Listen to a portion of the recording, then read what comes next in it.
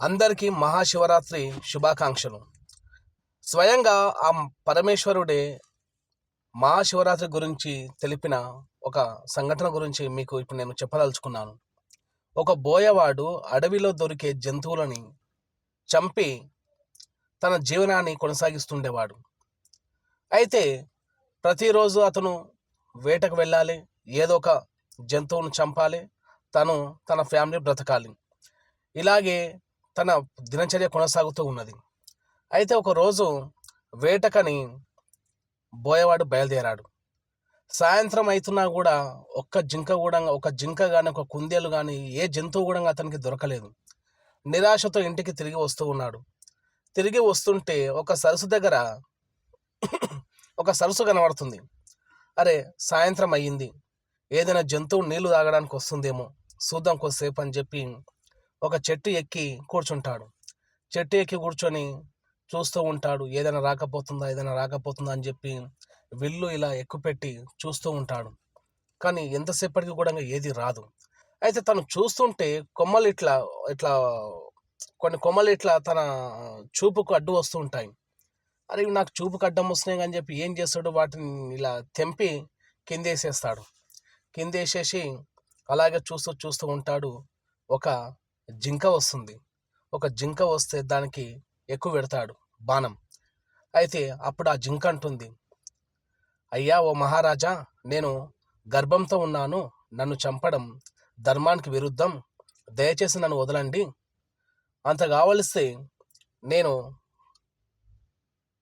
నా గర్భం అయిపోయాక నేను వస్తాను, అప్పుడు మీరు చంపుకోండి అని చెప్తుంది.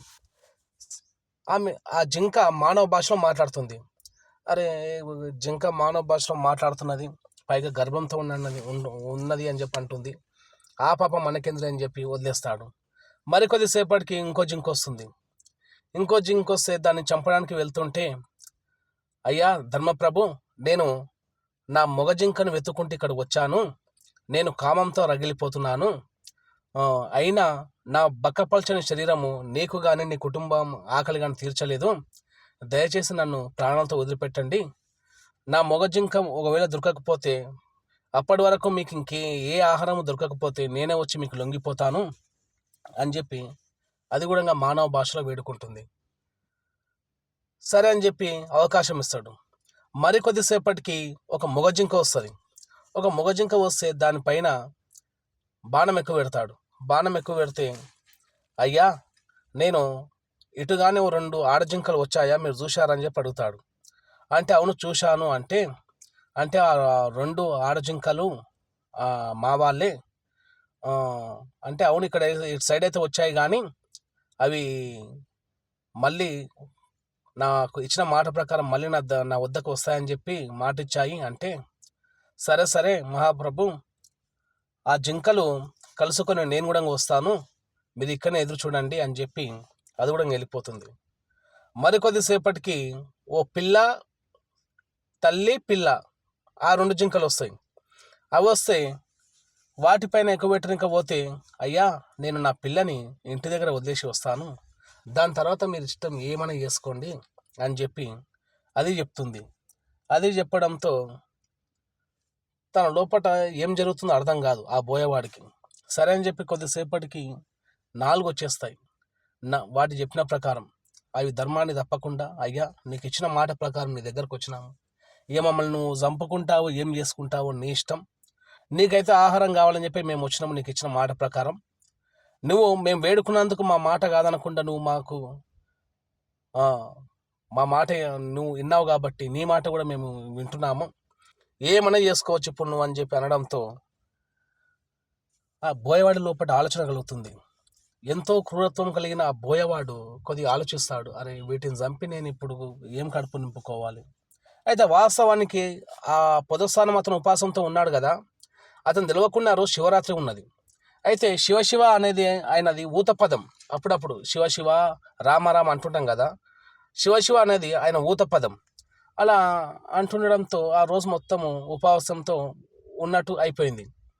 ఎప్పుడైతే ఆ కొమ్మలు ఇలా తెంపేసి వదిలేశాడో, ఆ కింద ఎప్పుడో పురాతన శివలింగం, ఆయన ఎక్కి కూర్చున్నది కూడా మారేడు చెట్టు పైన. ఆ మారేడుకాయలు ఉన్న కొమ్మలు కూడా పోయి ఆ శివలింగం మీదే పడ్డాయి. తనకు తెలియకుండానే ఆ శివునికి ఆ రోజు పూజతోని జాగరణతోని ఉపవాసంతోని ఆ శివునికి ఆయన తెలియకుండానే ఆ రోజు పూజ చేశాడు. ఆ విధంగా ఒక బోయవాడు శివుని కృపకు పాత్రుడయ్యాడు. అంటే మనము భగవంతుణ్ణి మనం తెలియకుండానే మనము ఎంతో ప్రేమిస్తుంటాం. మనం తెలిసి ప్రేమించేది భగవంతుడు అంత పట్టించుకోడు. మనం తెలియకుండానే ఆయన పైన మనము మనసు లగ్నం భక్తి మనం ఎప్పుడైతే ఏర్పరచుకుంటామో ప్రతిరోజు మనకు ఆ రోజు శివరాత్రి. అయితే ప్రతిరోజులు కూడా మనం ఆ శివుడికి ప్రత్యేక పూజలు చేస్తూ ఉంటాం. కానీ మహాశివరాత్రి నాడు ఆ పరమశివుడికి పూజలు చాలా ప్రత్యేకం. ఆ పరమేశ్వరుడి ఆశీస్సులు మనందరిపైన కూడా ఉండాలి. అందరికీ మరోసారి మహాశివరాత్రి శుభాకాంక్షలు. మన ఛానల్ని సబ్స్క్రైబ్ చేసుకోండి, లైక్ చేయండి, షేర్ చేయండి. Thank you very much.